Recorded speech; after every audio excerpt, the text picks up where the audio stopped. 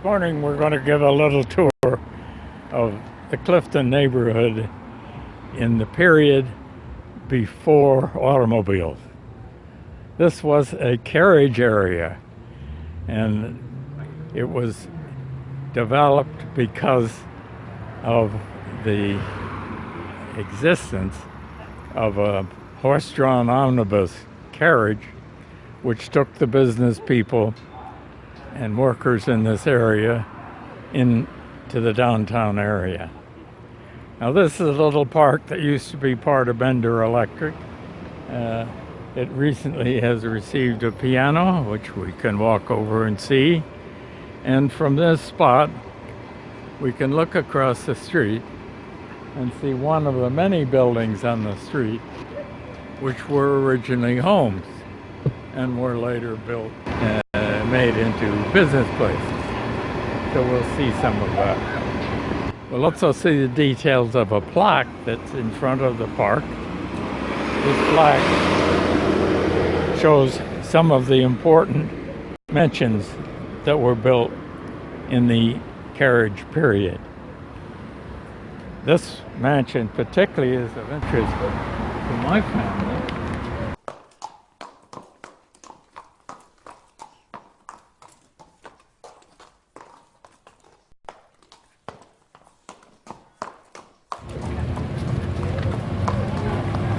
Morning. Hello.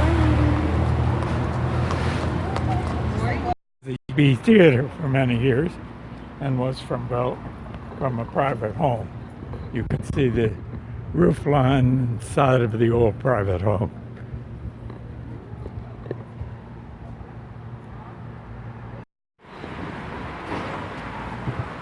This is a map that we'll be giving people on the tour.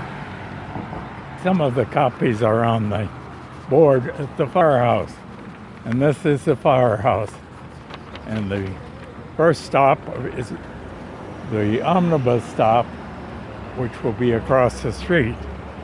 So we'll take a quick look at the information board and the firehouse.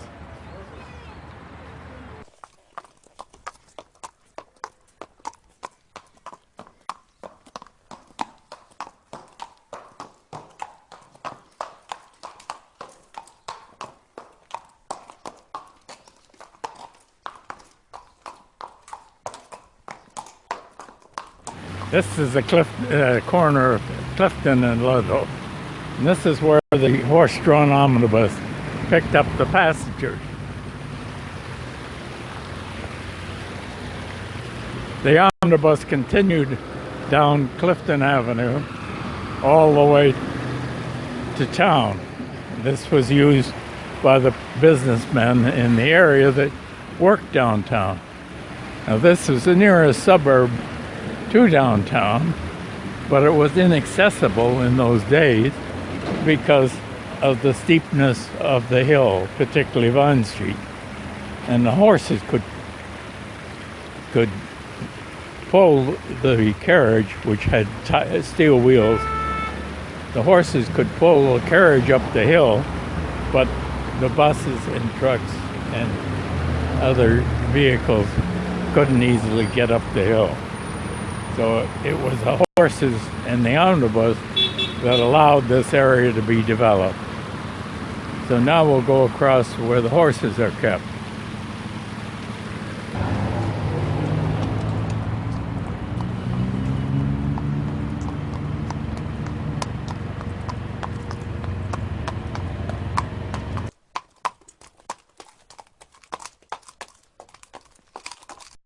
This is a ticket office for the omnibus. This next door is the waiting room. The horses are in behind. Now we'll go back and look at the stable.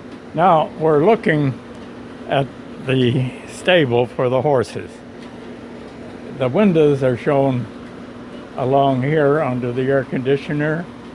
The doors are shown further down and more windows further down. So this whole building was stable.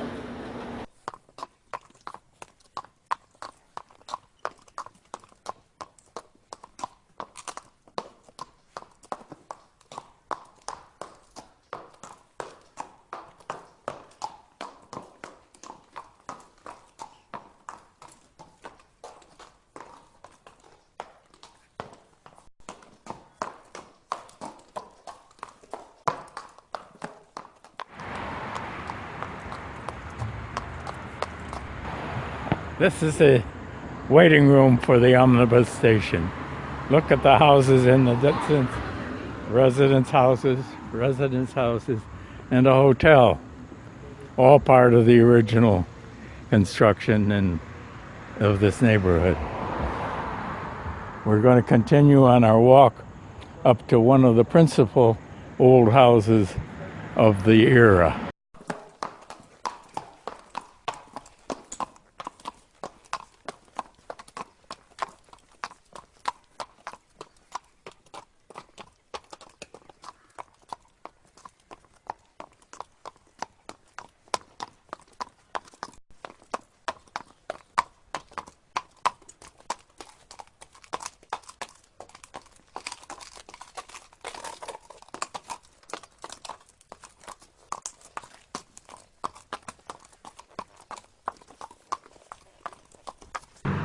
This is typical one of the old mansions.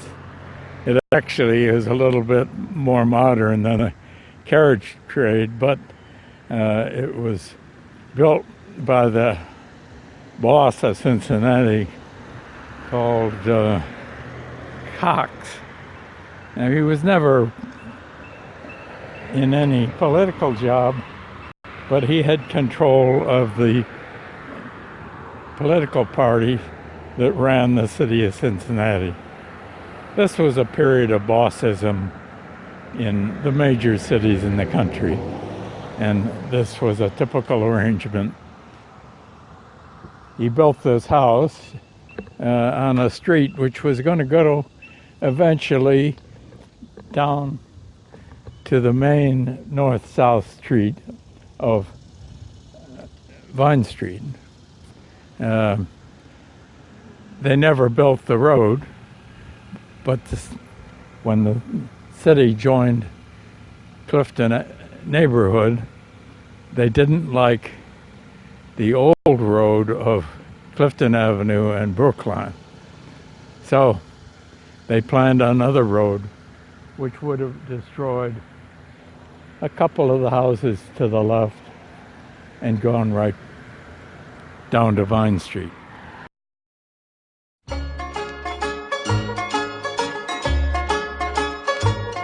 In a cavern in the canyon, excavating for a mine, built a miner, 49er, and his daughter Clementine. Oh my darling, oh my darling, oh my darling Clementine, you were lost and gone forever, dreadful sorry Clementine. Soft she was and like a fairy, and her shoes were number 9. Hair in boxes without topses were the shoes for Clementine. Oh my darling, oh my darling, oh my darling Clementine, you were lost and gone forever, awful sorry Clementine. She drove ducklings to the water every morning just at 9. Hit her foot against a splinter, fell into the foamy brine. Oh my darling, oh my darling, oh my darling Clementine, you were lost and gone forever, dreadful sorry Clementine. Now, these two strips of stone are the last vestige of the road that Stout developed as described in this sheet of publicity from Spring Grove Cemetery that describes the cemetery where he is buried and much of his other road designs in this part of the country, including Louisville and as well as New York City eventually. Now, beyond this culvert here, we have a stone gutter, which was also part of the original construction, and which the city of Cincinnati has been required to maintain by the Articles of Incorporation for the neighborhood. this sort of gutter goes along Clifton Avenue as you go down the hill and goes for some distance along Brookline as it connects with Vine Street. Now, this was the main connector in the original colonial days for Clifton and Vine Street. And the mansions were essentially built all along the escarpment between the Clifton area elevation and the lower elevation of Vine Street.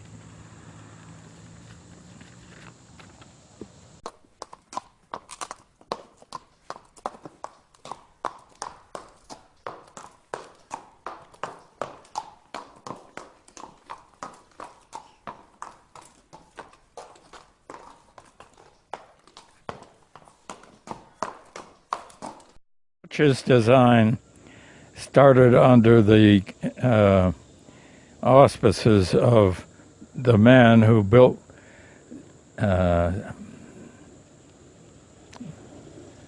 think of it in a minute.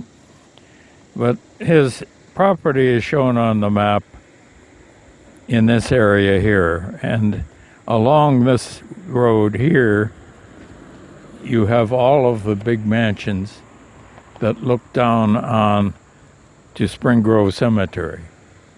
Now, Stouch also put on a tourist road system in Spring Grove, which still exists. But the last remaining piece that I know of is this little bit along here, and you can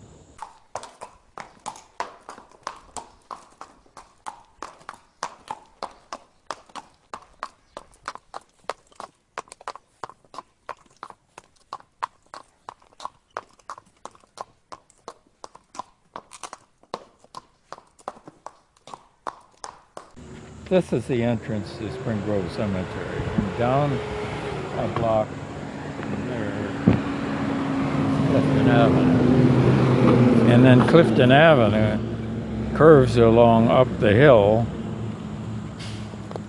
like this and comes in through like this. So we're approximately down in here.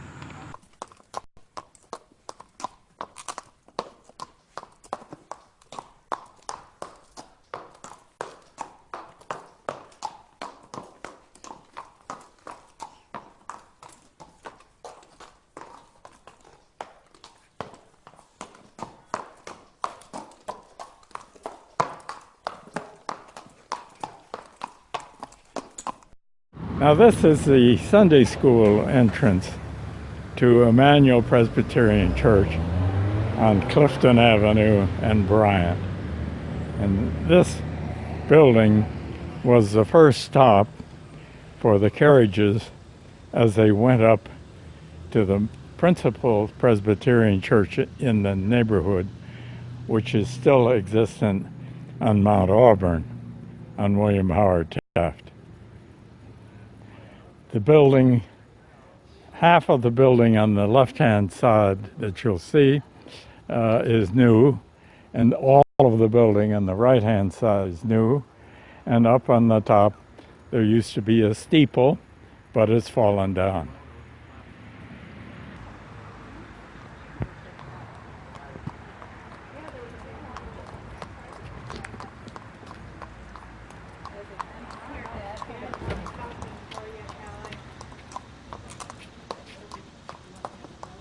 Now, this is the principal window that I want to talk about, because we'll be talking about the Morrison house, which is right next to Rob and Laura. His very first girl ran away in the night. To me, 'twas an awful disgrace. She married a man on a flying trapeze. I hope he falls flat on his face.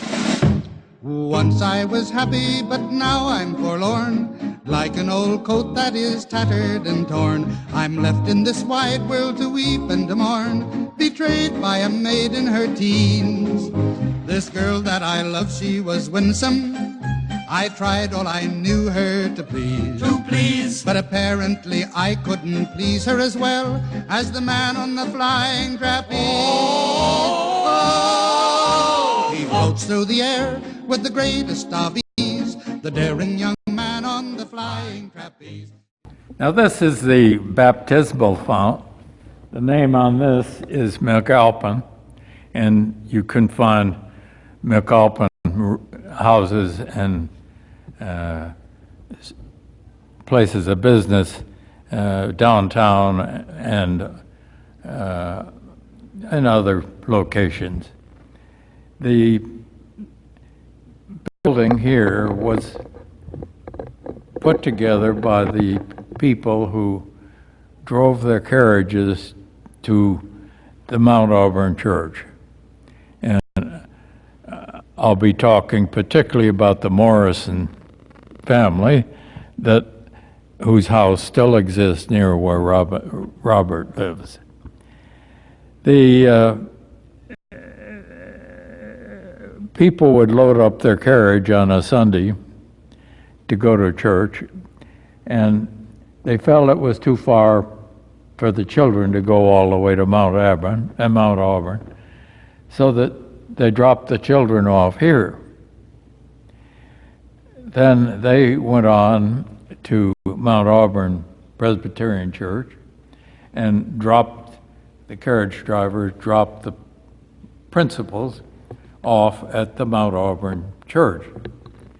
The carriage drivers and their wives, not their children in most cases, would go on to another church called the Clifford Presbyterian Church that was between this church and the Mount Auburn Church. So they had one church for the children, one church for the adults, and one church for the carriage drivers. This Clifford Church existed till I joined this church, and it was later absorbed because there weren't any more carriage drivers. You bring ginger, I'll bring spice. You bring tumblers, I'll bring ice. You bring Susie, I'll bring Beth. Together we'll bring happiness. Ha ha ha, little Rhonda, how I love thee.